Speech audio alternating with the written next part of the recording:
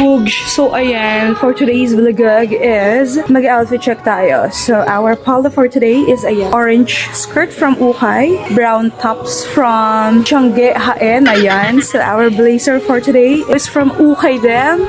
So, our shishaling bag is, as you can see, from Ukay din. So, this is the Ukay Queen of Nueva Ecija. Cheers! Boogs. So, we're here at All Home Gapan para tumingin ng center table para sa center of attraction. Charis! Para sa auntie house. Gusto daw niya ng table na merong upuan. Center table nga lang. So, yan. Titingin tayo dito sa All Home. Ayan. Yan daw yung gusto niya. Sa dami ng tinignan namin, ito yung nagustuhan niya. Mahal naman kasi. 7,000. Gusto mo yan? Nakpang 700 lang tayo eh. Uy! Narapan ako. Sige nga, sampulan mo nga ng upo. Baby, sampulan mo na upo. Dali. Ganyan ka na ba upo?